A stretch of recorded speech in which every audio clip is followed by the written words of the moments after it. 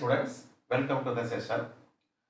Gravitationல +1ல நாம என்ன பண்ணிருக்கோம் அப்படின்னா இதுக்கு முன்னாடி acceleration due to gravity, அதாவது ஒரு கோள் ஒரு பிளானட் இருந்துச்சுன்னா அதுல புவியீர்ப்பு முடுக்கம் எப்படி கண்டுபிடிக்கிறதோ அது மாதிரி ஒவ்வொரு கோள்லையும் ஈர்ப்பு முடுக்கம் எப்படி கண்டுபிடிக்கிறது அப்படின்னு பார்த்தோம். இன்ஃபேக்ட் வந்து புவியை பொறுத்த வரைக்கும் நம்ம எர்த்தை பொறுத்த வரைக்கும் g வந்து என்ன பார்த்திருக்கோம் அப்படின்னா gm divided by r square னு பார்த்திருக்கோம். As far as Earth is concerned, the acceleration due to gravity depends on the mass and radius. புவியை பொறுத்த வரைக்கும் புவியீர்ப்பு முடுக்கம் புவியினுடைய நிறை மற்றும் அதனுடைய ஆரத்தை சார்ந்தது. இது மாதிரி நீங்க எந்த பிளானட்டுக்கு போனாலும் சரி, அந்த பிளானட்டுக்கு என்ன மாஸ், அந்த பிளானட்டுக்கு என்ன ரேடியஸ், அது தெரிஞ்சா போதும். கேபிட்டல் G வந்து யூனிவர்சல் கிராவிடேஷன் கான்ஸ்டன்ட், அது உங்களுக்கு பிரச்சனை கிடையாது, அது எல்லாத்துக்கும் ஒரே வேல்யூ தான். அப்ப G கண்டுபிடிச்சிட முடியும். இது ஒரு பாயிண்ட் நம்ம பார்த்தோம். ஒரே ஒரு பாயிண்ட் நீங்க முக்கியமா ஞாபகம் வச்சுக்க வேண்டியது என்ன அப்படின்னா, இப்ப இந்த பேனாவாகட்டும் இல்ல ஒரு பெரிய பந்தாகட்டும் ஒரு பெரிய இரும்பு கோளமாகட்டும் ஒரு காற்று தடையை புறக்கணித்து விட்டு நீங்க ஒரு பர்டிகுலர் ஹைட்ல இருந்து 3 பொருளையும் ஒன்னா போட்டீங்கன்னா எல்லாமே சமமான முடுக்கத்தோடு புவியினுடைய மையத்தை நோக்கி பயணிக்கும் அப்படிங்கிறது தான் நமக்கு இதுல இருந்து தெரிஞ்சுக்க வேண்டிய முக்கியமான ஒரு point. Acceleration due to gravity does not depend on the mass of the body, mainly depends on the mass of Earth, mass of the planet and radius of the planet. Earth பொறுத்த வரைக்கும் அதோட mass அதோட radius ஆரம். அதுக்கு அப்புறம் அடுத்த video நம்ம என்ன சொன்னோம் அப்படின்னா, இந்த G வந்து எல்லா இடத்துலயும் ஒரே மாதிரி இல்ல, மாறுதுன்னு சொன்னோம்.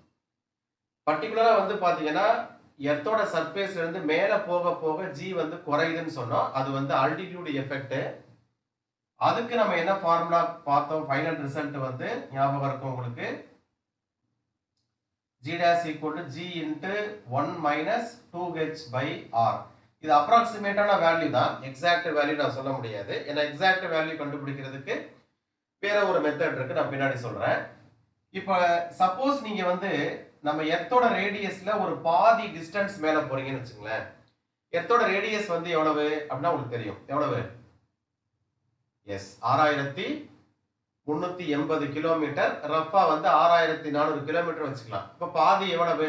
ஒரு 3200 கிலோமீட்டர் நீங்க மேல போனீங்க அப்படின்னா உங்க கிராவிட்டி என்ன ஆகுதுன்னு நீங்க கண்டுபிடிச்சிடலாம். ஜிஆ இருக்கா இல்ல மாறுதா அப்படின்ட்டு.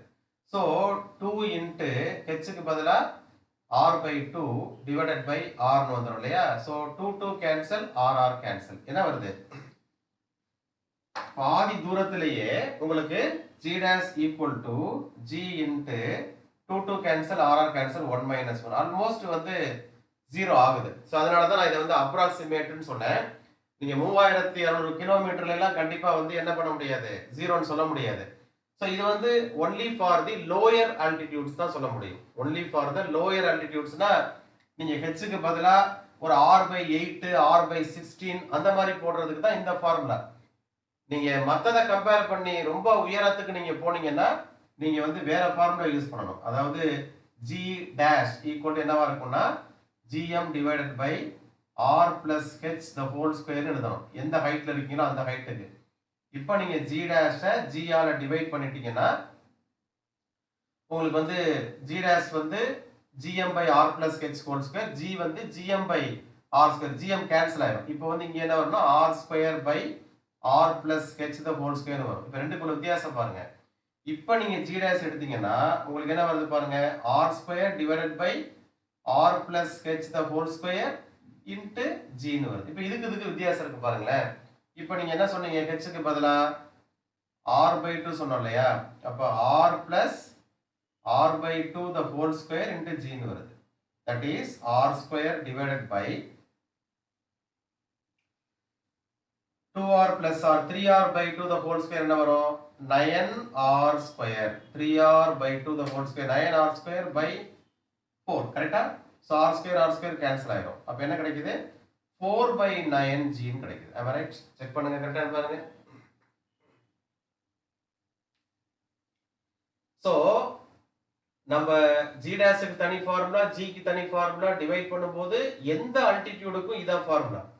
r square by r plus h whole square. h க்கு நீ r by 2 ன்னு எடுத்தீங்கன்னா this will be 2r plus r, 3r by 2 the whole square என்ன வரும்? 9r²/4 வரும். அது மேல போகும்போது 4/9. இப்ப 0 ஆகல பாருங்களேன். அதனால இந்த ஃபார்முலா வந்து you cannot use this much quantityங்கிறத ஞாபகம் வச்சுங்க. This can be used for the lower altitudes. குறைந்த உயரங்களுக்கு மட்டும்தான் இந்த வாய்ப்பாட்டை நீங்கள் பயன்படுத்த வேண்டும். அதிகமான உயரங்களுக்கு இந்த மெத்தடாலஜில தான் நீங்க வந்து உங்களுக்கு அந்த G வேல்யூவை நீங்க கண்டுபிடிக்கணும். சோ இது ஃபர்ஸ்ட் பாயிண்ட். சோ இப்போ நாம என்ன பார்க்க போறோம் அப்படின்னு பாத்தீங்கன்னா, ஆழத்தை சார்ந்து இந்த G வந்து எப்படி மாறுபட போகுது அப்படிங்கறத நம்ம பார்க்க போறோம். So this is also very important point. ஆழம்னா என்ன? இப்போ பூமிக்கு அடியில போறோம். சோ பூமிக்கு அடியில ஒரு ஃபார் எக்ஸாம்பிள் ஒரு சுரங்கத்துக்கு அடியில போறீங்க. ஒரு பெரிய டனல் போட்டு போறீங்க. இப்ப கீழே போயிட்டே இருக்கிறீங்க. 6400 கிலோமீட்டர் தான் நம்ம என்ன சொல்லியிருக்கோம், ஆரம்னு சொல்லியிருக்கோம். நீங்க வந்து ஒரு 300 கிலோமீட்டர் போறீங்க, 400 போறீங்க, 1000 கிலோமீட்டர் போறீங்க. கிராவிட்டி மாறுது. இன்க்ரீஸ் ஆகுதா டிக்ரீஸ் ஆகுதா? இதான் கேள்வி. அதிகரிக்குதா குறையுதா? சோ இதுக்கு நாம என்ன பண்றோம் அப்படின்னா, ரொம்ப முக்கியமா நீங்க புரிஞ்சுக்க வேண்டியது, சோ இது எர்த்தோட சென்டர், எர்த்தோட மாஸ் கேபிட்டல் M. அப்புறம் ஏற்கனவே உங்களுக்கு தெரிஞ்ச விஷயம், எர்த்தோட ரேடியஸ் வந்து புக்ல ஸ்மால் ஈன்னு போட்டிருக்காங்க, நான் கேபிட்டல் ஈன்னு போடுறேன். அது ஒரு பெரிய விஷயம் கிடையாது. Okay fine. இப்போ நம்ம என்ன பண்றோம், இங்க நம்ம ஒரு மாஸ் வச்சோம் அப்படின்னா கண்டிப்பா என்ன பண்ணோம், இது அட்ராக்ட் ஆகும். அப்ப இங்க வந்து கிராவிட்டி வந்து நம்ம Gன்னு சொல்றோம். அது ஒன்றும் பிரச்சனை கிடையாது. அதோட வேல்யூ வந்து Gm/r² நமக்கு தெரியும். இப்போ நான் என்ன பண்றேன் அப்படின்னா, சோ நான் எர்த்தோட சர்ஃபேஸ்ல இருந்து ஒரு D டெப்த் வந்து கீழே போறேன். நம்ம போர் போடுறோம்ல, அந்த மாதிரி தான். ஒரு போர் போட்டு உள்ள போறோம்னு வச்சுங்களேன். ஒரு D ஆழத்துக்கு நான் கீழே போயிட்டேன்னா, இப்ப இங்க இருந்து இந்த இடத்துல ஒரு மாஸ், அதே மாஸ் நான் வைக்கிறேன். இந்த இடத்துல ஒரு மாஸ் வைக்கிறேன் அப்படின்னா, இப்ப இது எவ்வளவு ஹைட்ல இருக்கு? சென்டர்ல இருந்து பாத்தீங்கன்னா RE - D அப்படிங்கிறது அந்த டிஸ்டன்ஸ். உங்களுக்கு தெரியும் சார், டிஸ்டன்ஸ் குறைஞ்சுனாக்க G அதிகரிக்கும்னு சொல்லுவீங்க. ஆனா கண்டிப்பா இந்த கான்செப்ட் இங்க யூஸ் பண்ண முடியாது. ஏன்னா மாஸ் வந்து இங்க கான்ஸ்டன்ட் இல்லை, டென்சிட்டி தான் கான்ஸ்டன்ட் நம்ம சொல்றோம். அதனால இதுல நீங்க சப்ஸ்டிட்யூட் பண்ணி G அதிகமாகுதுன்னு சொல்லக்கூடாது, தப்பு அது. சோ அதனால என்ன சொல்ல வரோம் அப்படின்னா, ஓவரால் டென்சிட்டி வந்து கான்ஸ்டன்ட் எர்த்ல அப்படிங்கிறது. ஆனா மாஸ் வந்து ஒரு பிளேஸ்லயும் மாறுது அப்படிங்கறத நம்ம சொல்றோம். இப்ப இந்த இடத்துல மாஸ் இருக்கும்போது கண்டிப்பா இதுக்கு மேல இருக்கிற மாஸ் வந்து இத எந்த வகையிலையும் பாதிக்காது அப்படிங்கிற முக்கியமான ஒரு விஷயத்தை நீங்க மைண்ட்ல வச்சுக்கணும். அதனால இங்க இருக்கிற மாஸ் ஓல இருந்து R - D டிஸ்டன்ஸ் நம்ம அதை மட்டும் தான் எடுத்துக்க போறோம்.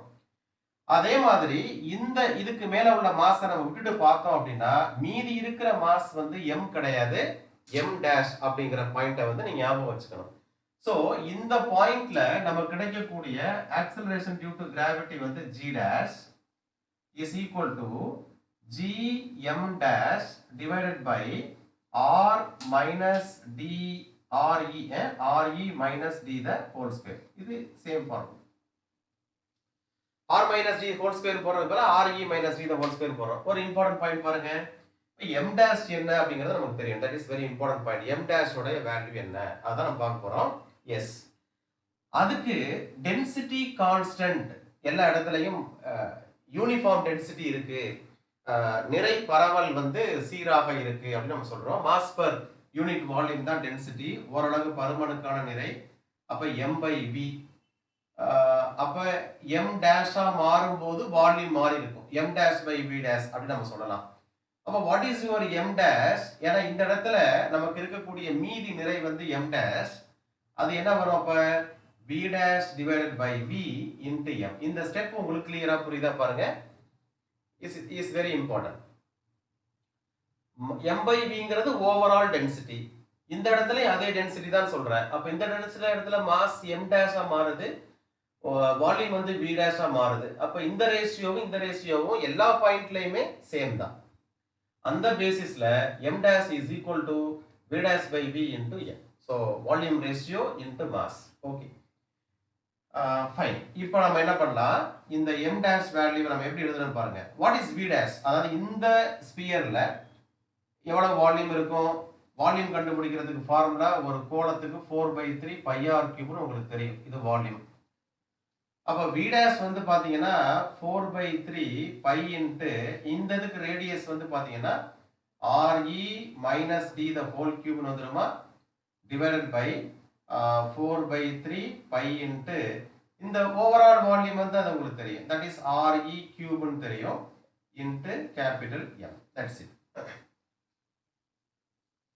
So 4/3 pi 4/3 pi is getting cancelled. Is it clear? Is it clear? Right. அப்ப நீங்க சப்ஸ்டிட் பண்ணிக்கலாமா? g dash is equal to g into yes m dash. m dash க்கு பதிலா அப்ப என்ன வரும்? re minus d the whole cube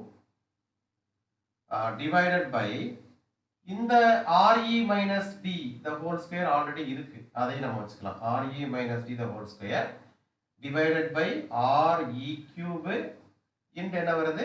capital M. இந்த மாசத்துக்கு அவ்வளவுதான். ரொம்ப சிம்பிளான ஒரு கான்செப்ட் தான். டென்சிட்டி மட்டும் தான் மாறுது. சாரி மாஸ் மாறல. டென்சிட்டி சாரி என்ன சொல்லிருக்கோம்? டென்சிட்டி மட்டும் கான்ஸ்டன்ட் சொல்லிருக்கோம். சோ டென்சிட்டி மாறல, மாஸ் வந்து மாறுது அப்படிங்கிற கான்செப்ட் தான் இங்க யூஸ் பண்றோம். So எவரிவேர் the density is uniform. அடர்த்தி வந்து மாறல அப்படிங்கறது சொல்றோம். ஓகே, அப்ப இது ரெண்டையும் கேன்சல் பண்ணிடலாமா? எஸ், இது ரெண்டையும் கேன்சல் பண்ணிட்டு பாத்தீங்கன்னா gm into re minus d okay divided by re cube. Okay, that is equal to gm into என்ன பண்ணலாம் பாருங்க, இதுல இருந்து ஒரு re நம்ம வெளிய எடுத்துடலாமா? சோ re வெளிய எடுத்துட்டோம்னா 1 minus d by re divided by re cube. So ஒரு re க்கு cube cancel பண்ணா ஸ்கொயர் வந்துரும். Right? So therefore g dash is equal to gm divided by re square into 1 minus d by re. Right? So what is this quantity? இப்போ இந்த quantity என்ன? This gm by re square is here. இல்லையா? So g dash is equal to g into 1 minus d by re. அவ்வளவுதான். So இப்போ நம்ம இந்த ரிசல்ட்ட பாக்கும்போது நமக்கு என்ன கிடைக்குது அப்படினா ஒரு மைனஸ் வருது. So it is nothing, see இது g minus gd by re. இப்போ certain quantity வந்து நம்ம என்ன பண்றோம்? g ல இருந்து மைனஸ் பண்றோம். அதனால கண்டிப்பா g dash is lesser than g. இங்கேயும் என்ன ஆகுது? gravity வந்து decrease ஆகுது. So what we can say, height மேல போறப்பவும் நமக்கு வந்து gravity குறையுது, புவியீர்ப்பு முடுக்கத்தினுடைய மதிப்பு குறைகிறது. ஆழம் கீழ போறப்பவும் புவியீர்ப்பு முடுக்கம் குறையுது. ஆனா எதுல வேகமா குறையுதுன்னு பாத்தீங்கன்னா height மேல போறப்ப gravity வந்து ரொம்ப வேகமா குறையும். ஏன்னா இங்க கீழ வந்து ஸ்கொயர் வரும். r square by r plus h the whole square வரதுனால நமக்கு மேல போறப்ப அந்த புவியீர்ப்பு முடுக்கம் ரொம்ப வேகமா குறையும். whereas கீழ வரும்போது ஆழத்துக்குள்ள வரும்போது குறையுது, ஆனா மெதுவா குறையும். எப்ப 0 ஆகலாம் அப்படின்னா when d is equal to re, நம்ம வந்து கரெக்ட்டா எர்த்தோட சென்டருக்கு போயிட்டோம் அப்படின்னா gravity வந்து தியரிட்டிக்கலா வந்து 0 ஆகுது அப்படிங்கறத நம்ம ப்ரூவ் பண்ண முடியும். when d is equal to re ன்னு போட்டா கேன்சல் ஆயிரும், 1 minus 1 0 அப்படிங்கிற ஒரு கான்செப்ட் நமக்கு கிடைக்குது. So this is very important question also for you. ஏன்னா வந்து உங்களுக்கு வந்து புவியீர்ப்பு முடுக்கத்தை கண்டறிவதற்கான கோவையை பெறுகன்னு ஒரு கேள்வி கேக்குறாங்க. that is one question. another question என்ன அப்படின்னா புவியினுடைய ஆழத்தை பொறுத்து, புவியினுடைய அந்த புவியினுடைய மேற்பரப்பிலிருந்து உயரத்தை பொறுத்து புவியீர்ப்பு முடுக்கத்தின் மதிப்பு எப்படி மாறுபடுகிறது, ஆழத்தை சார்ந்து புத்தியரத்தை சார்ந்து எப்படி மாறுபடுது அப்படிங்கிற கேள்வி ரொம்ப முக்கியமான கேள்வி. நான் ஏற்கனவே இந்த क्वेश्चन வந்து வீடியோல போட்டிருப்பேன், நீங்க அதையும் பாருங்க இதையும் பாருங்க. எது உங்களுக்கு ஈஸியா புரியுதோ அதை கண்டிப்பா ஃபாலோ பண்ணுங்க. அப்புறம் நிறைய லைவ் கிளாஸ் போடல, இப்போ ரெக்கார்ட் பண்ணி தான் போட்டுட்டு இருக்கிறேன். ஏன்னா லைவ் கிளாஸ் போடுறதுக்கான நேரம் இல்லை. ஸோ அதனால அப்பப்போ வரக்கூடிய வீடியோஸை பாருங்க, சப்போர்ட் பண்ணுங்க. இது வரைக்கும் சேனல் சப்ஸ்கிரைப் பண்ணாதவங்க சப்ஸ்கிரைப் பண்ணுங்க. And one more thing, volume 1ல வந்து 3rd சாப்டர்ல பாதி போயிட்டு இருப்பேன்னு நினைக்கிறேன். ஸோ அது கண்டினியூவாக பார்க்குறவங்களுக்கு லாஸ்ட் இயர் நம்ம ரெக்கார்ட் பண்ணி போட்டிருக்கோம். 4th சாப்டர் வீடியோ இருக்கு, 5th சாப்டர் வீடியோ இருக்கு. ஸோ அதனால எல்லா வீடியோஸுமே இருக்கும். இப்போ இது முடிச்சதுக்கு அப்புறம் நம்ம வந்து we will go to the next unit. 6க்கு அடுத்து 7வது யூனிட் நம்ம பார்க்கணும். தொடர்ந்து பார்க்கலாம். சப்போர்ட் பண்ணுங்க. So thank you so much. அடுத்த வீடியோவில் நம்ம மீட் பண்ணலாம். தேங்க்யூ.